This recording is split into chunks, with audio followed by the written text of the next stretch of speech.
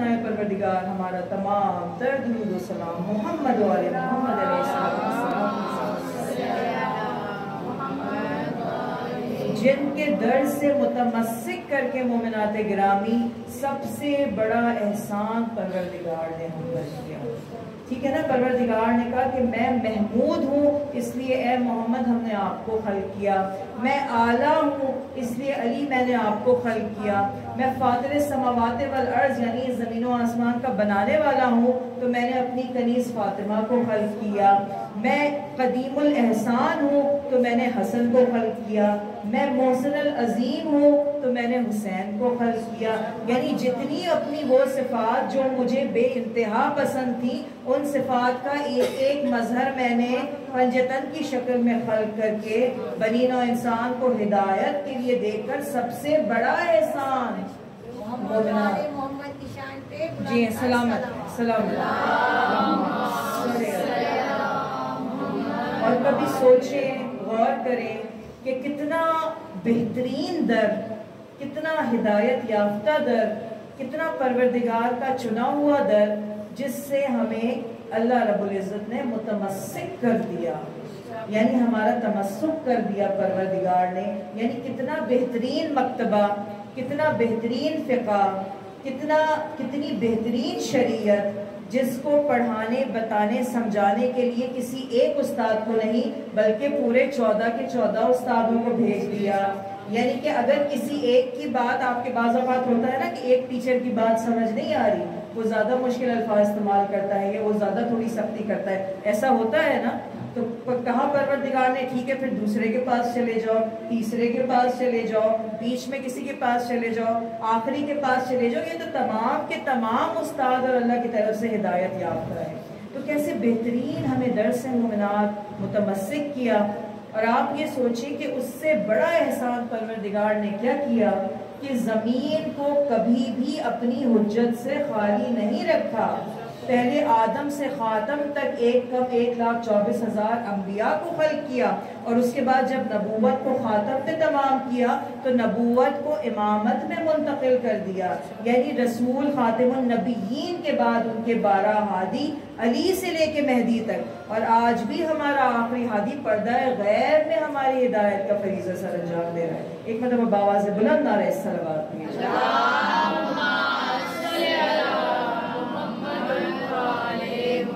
तो मोमिनात जो हमारा मौजू है इस अशरे का कि अज़ादारी सैयदुश्शुहदा और ज़हूर इमाम मेहदी, उसके अहम तरीन नुक्ते की तरफ आज हम आपकी तवज्जो मबज़ूल कराएंगे। देखिए मोमिनात, जो हिदायत होती है या जो तालीम होती है या जो तरबियत होती है वो माँ की गोद से शुरू होती है। ऐसा नहीं होता कि कोई बड़ा हो। आज के ज़माने में जबकि हिदायत मुकम्मल हो चुकी है, कुरान आ चुका है, दीन आ चुका है, कोई इंसान ये नहीं कह सकता कि जी मुझे फला चीज़ मालूम नहीं है, फला चीज़ मालूम नहीं। मुसलमानों को तो मुसलमानों को, यहाँ तो यहूद और मनूद को मुसलमानों की हर चीज़ की खबर है। तो यानी इस वक्त ये दौर है कि हर चीज़ की खबर हमारे पास है, चाहे वो सही हो या गलत हो। लेकिन जो टेक्नोलॉजी का दौर है तो अभी वाक़या रूनुमा हुआ नहीं होता कि हमारे पास खबर पहले आ जाती है। तो माँ की गोद वो सबसे बड़ी दरसगाह है जहाँ से किसी इंसान की तालीम व तरबियत शुरू होती है। इसीलिए फरमाने रसूल है ना कि महद से लहद तक, यानी माँ की गोद से और कब्र तक इल्म हासिल करो, हिदायत को हासिल करो। तो यहाँ चूँकि माएँ बैठी हैं अज़ादार इमाम की और बीबी की दुआ की, जो है वो बीबी की दुआ की सूरत में पैदा होने वाली माएँ, तो आज हम आपसे थोड़ा सा इसी मौजू के ऊपर बात करेंगे कि जैसे कि हमने कहा कि बच्चे की तरबियत माँ की गोद से शुरू होती है, तो अब ये उस माँ के ऊपर है कि वो किस तरह की अपने बच्चे की तरबियत कर रही है, उसे लेके कहाँ जा रही है। मोमिनात, अगर हम तारीख देखें तो हमें अब देखें ना, हमारे पास थोड़ा सा हम आपको इस तरफ से ज़रा सा डाइवर्ट करेंगे। हमारे पास अपने बच्चों को देने के लिए रोल मॉडल्स क्या हैं, हमारे पास अपने बच्चों को देने के लिए नमूना अमल क्या है। आज आप किसी बच्चे से पूछें कि तुम्हें क्या पसंद है, किस तरह के कपड़े लोगे, तो वो फौरन कहेगा कि मैंने तो सुपरमैन वाले लेने हैं, मैंने तो हैरी पॉटर वाले लेने हैं, بیٹ مین کے لوں گا، آئرن مین کے لوں گا، یہی دکھایا جا رہا ہے نا. اسی چیز کی طرف لگا دیا ہے نا ہمیں یہودیوں نے، مشرکین نے، مسلمانوں کے امام مہدی کے دشمن نے، کہ بچوں کو اس طرف. اچھا ہم آپ کو یہ بات بتائیں کہ یہودیوں کا جو واحد ملک ہے اس دنیا میں، اسرائیل، وہاں پہ بچوں کا یہ کارٹون نیٹ ورک، نکلوڈین، یہ سب دیکھنا، بالکل پوگو شوگو دیکھنا، یہ سب بالکل بین ہے. وہ اپنے بچوں کو نہیں دکھاتے، وہ اپنے بچوں کو یہ چیزیں، یہ تو انہوں نے مسلمان ملکوں کے لیے بنائی ہیں کہ بچوں کو اسی چیز میں لگا دو، یہی کیریکٹرز، یہی رول ماڈل، یہی کردار، یہی نمونے ان کے سامنے پیش کرو تو بچہ ان سے اتنا امپریس ہوگا کہ فلاں ہوا میں اڑا تھا، فلاں جو ہے وہ لمبی چھلانگیں لگا رہا تھا، فلاں جادو کر رہا تھا، فلاں ٹونا کر رہا تھا، فلاں کے پاس اس نے ہاتھ بڑھایا تو یہ چیز آ گئی. تو ہمارے لیے رول ماڈل یہی چیزیں ہیں. لیکن ہم نے اپنے بچوں کو یہ نہیں بتایا کہ کس طرح ایک گھرانے نے ایک ایسے شہزادے کی تربیت کی جو میدان کربلا میں علی اکبر کہلایا. کس طرح ایک ماں نے اپنے بیٹے کی تربیت کی جس نے وقت کے امام کو قاسم بن کر اپنے ٹکڑے ٹکڑے ہو گئے، لیکن وقت کے امام پر اپنی جان کو نثار کیا. کسی ماں، کوئی ماں یہ نہیں بتاتی کہ دیکھو ایک عباس وفادار نام کا شخص تھا جس نے اپنے وقت کے امام کے لیے اپنے ہاتھوں کو کٹا دیا. یعنی آپ آج کسی بچے سے پوچھیں تو وہ کبھی نہیں اس کے منہ سے نکلے گا کہ میں بڑے ہو کے علی اکبر بننا چاہتا ہوں، میں بڑے ہو کے غازی عباس جیسا بننا چاہتا ہوں. کیا کہتے ہیں ہمارے بچے؟ سچی بات ہے، کبھی ہمارے بچوں کے منہ سے نکلتا ہے؟ ہمارے بچے انہی کیریکٹرز کا نام لیتے ہیں جن چیزوں کے پیچھے لگا دیا ہے. تو اب آپ کی خاص طور پہ جو مائیں ہیں ان کا کیا فرض بنتا ہے اس وقت جس دور میں ہم رہ رہے ہیں کہ اپنے بچوں کو ان کرداروں کی پہچان کرائیں. دیکھو بیٹا، وقت کے امام کی استغاثے اور آواز کے ساتھ کھڑے ہونے والا علی اکبر کیسا تھا، حر جری کیسا تھا، عابد شاکری کیسا تھا، نافع ابن ہلال کیسا تھا، وہب قلبی کیسا تھا. وہ وہب قلبی جو عیسائیت کا ماننے والا تھا، وہ وہب قلبی جس کی محض واقع کربلا سے روز عاشور سے 20 دن پہلے شادی ہوئی تھی اور وہ اپنی دلہن کو لے کر جا رہا تھا اپنے ملک. لیکن راستے میں حسین کا بلاوا آیا اور وہ حسین کی صدا پہ لبیک کہتا ہوا اسی عیسائیت سمیت میدان کربلا میں آیا. اور آگے جب مولا حسین کا کردار دیکھا تو کہا مولا میں نے عیسائیت ترک کی اور آپ کی ہاتھ پہ بیعت کرتا ہوں. یعنی وہ کردار جو چند گھنٹے پہلے دائرہ اسلام میں داخل ہوا اور جنت لے گیا. ایسے کردار اپنے بچوں کو نہیں بتایا. ایک مرتبہ زوات محمد و آل محمد پر بلند تر نعرہ سلوات بھی، کیونکہ مومنات ابھی سے تربیت کریں گے تو وقت کے امام کی نیابت کے لیے پیش کریں گے. اگر آج تربیت نہ کی، دیکھیں ہر دن آخری دن ہے. یہ سوچیں جب صبح بستر سے اٹھیں پہلے تو پروردگار کا شکر ادا کیجئے کہ پروردگار تو نے میرے جسم میں دوبارہ روح پھونک کے مجھے زندہ کر دیا. اگر میں سوتے کا سوتا رہ جاتا، کیا بھروسہ تھا، کیا بھروسہ تھا زندگی کا. پروردگار تو نے مجھے شاید کسی مقصد کے لیے دوبارہ اٹھایا ہے آج کے دن. تو وہ میرا مقصد کیا ہے کہ میں اپنی نسل کی ترویج و تربیت اس طرح کروں کہ وقت کا امام کل آواز دے تو میری گود کا پالا سب سے پہلا کھڑا ہو کہ مولا میں حاضر ہوں، لبیک یا امام مہدی، لبیک یا امام مہدی، مولا میں حاضر ہوں.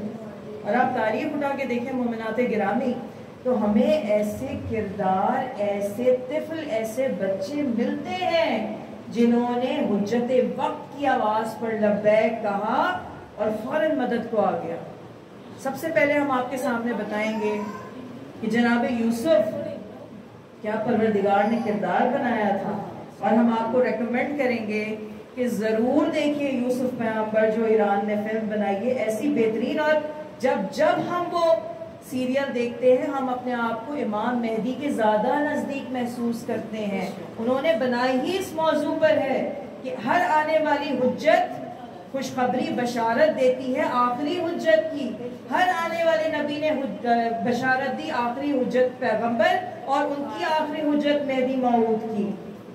تو مومنات گرامی، جب یوسف جو کہ کردار میں، اتوار میں اتنا زیادہ بلندی کے مقام پر تھا یوسف نبی، جب اس کے کردار پر بات آئی اور اس نے پکارا، آواز دی، تو ایک 6 ماہ کے ننھے بچے نے ماں کی گود میں نبی کی عصمت کی گواہی دی کہ یہ اللہ کا نمائندہ معصوم ہے، غیر انل خطا ہے، یہ خطا نہیں کر سکتا، اس پر جو تہمت لگائی گئی، الزام لگائی گئی، وہ بالکل جھوٹ ہے۔ 6 ماہ کا بچہ جو کہ اپنی زبان سے بول نہیں سکتا، لیکن جب پروردگار حکم دے دے تو پھر نبی کے ہاتھوں پر تو بے جان پتھر بھی بولنے لگتے ہیں۔ تو یہ تو ایک زندہ انسان بچہ تھا۔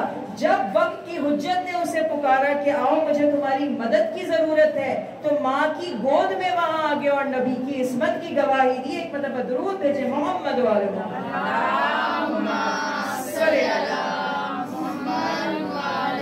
پھر ہم آگے بڑھتے ہیں تو ہمیں نظر آتی ہیں تاریخ میں بی بی مریم۔ ایک یہ نبی تھا جو عصمت کا پروردہ، جو معصوم، یہاں اللہ نے ایک نبی کی ماں کی گواہی کے لیے ایک بچے کو چن لیا۔ جناب مریم ہاتھ میں لے کر آ رہی ہیں، 9 گھنٹے کا عمل ہوا۔ دیکھیں پروردگار عالم کی قدرت، کیا کہنے اس کی بزرگی اور قدرت کے۔ 9 گھنٹے کا عمل ہوا، جو 9 مہینے کا ہوتا ہے وہ پروردگار چاہے تو کیا کچھ نہیں کر سکتا۔ جب وہ آدم اور حوا کو بغیر ماں باپ کے پیدا کر سکتا ہے تو اس کے لیے صرف ماں سے پیدا کرنا کون سی بڑی بات ہے۔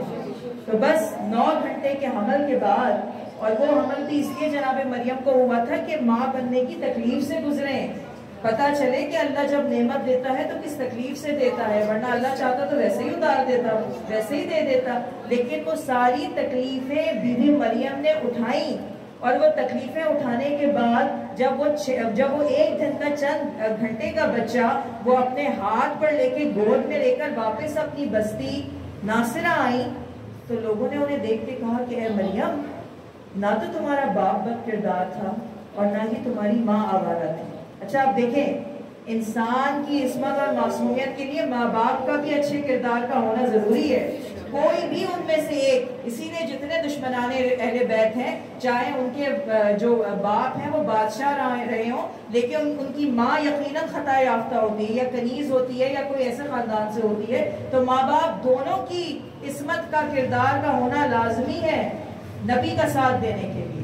وہ کسی نے بڑا اچھا جملہ کا، ہم نام نہیں لیتے، کہ اہل بیت سے محبت کے لیے جو ہے وہ باپ کے کردار اور خاندان کی نہیں، ماں کی شرافت کی ضرورت ہوتی ہے، یعنی ماں کی گود بھی کتنی اہم ہے۔ بس جناب مریم لے کر آ گئی جناب عیسیٰ کو، اور کہا اللہ نے حکم دیا تھا کہ تم چپ کا روزہ رکھو۔ اس زمانے میں عیسائیت میں چپ کا روزہ رکھنا ان کی شریعت میں تھا، اس کے بعد معطل ہو گیا، ہمارے یہاں نہیں رکھا جاتا، لیکن وہ چپ کا روزہ رکھتے تھے، یعنی کلام نہیں کرتے تھے ایک مخصوص وقت۔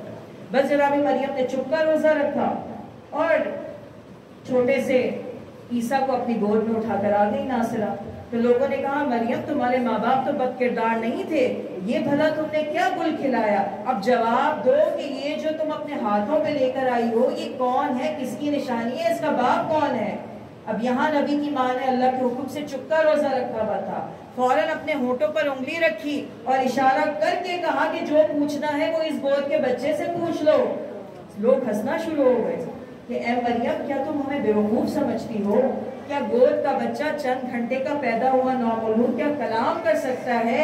بس دیکھا اس نومولود نے کہ میری ماں کی عصمت کی طرف انگلیاں اٹھ رہی ہیں، سوال اٹھ رہے ہیں، فوراً ماں کی گود میں گویا ہوا، انا عبداللہ، میں اللہ کا بھیجا ہوا نمائندہ اور بندہ ہوں، اور یہ میری ماں مریم سب سے معصوم اور سب سے زیادہ عصمت والی ہے، یہ سب سے زیادہ عصمت والی ہے۔ یعنی کہ جب ضرورت پڑی حجت کی ماں کو تو حجت نے خود گواہی دی گود میں کہ میری ماں معصوم ہے۔ ایک مرتبہ درود بھیجیے محمد علیہ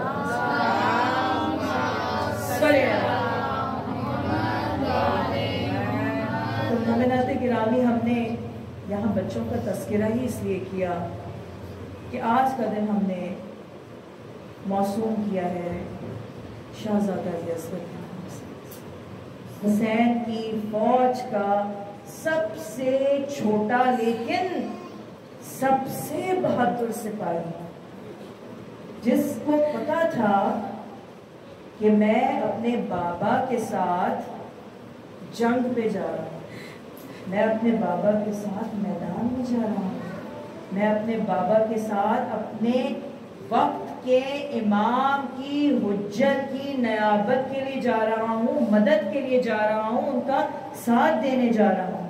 اور یہ بات کیسے ثابت ہوئی عزاداران امام کہ جب میرا مولا مدینے سے سفر کرنے لگا تو علی اصغر جو محض 20 دن کے ہیں، 20 دن کے، یعنی 9 رجب شہزادے کی ولادت اور 28 رجب ہجرت کا دن، صرف محض 20 دن کا اصغر اپنی بہن صغرا کی گود میں اس کے سینے سے لپٹا ہوا۔ اب کبھی ماں بلا رہی ہے کہ اصغر آ جاؤ تو اصغر صغرا سے لپٹ جاتے ہیں، کبھی چچا عباس لینے کی کوشش کرتے ہیں تو اصغر نہیں ہلتے جگہ سے، کبھی علی اکبر ہاتھ بڑھاتے ہیں تو اصغر نہیں آتے۔ بس میرے آقا حسین نے یہ منظر دیکھا، ایک مرتبہ صغرا کے قریب آئے اور اصغر کے کان میں کچھ کہا، اصغر کے کان میں اپنے ہونٹ پہ جا کے قریب کچھ کہا۔ جیسے ہی چھوٹے شہزادے نے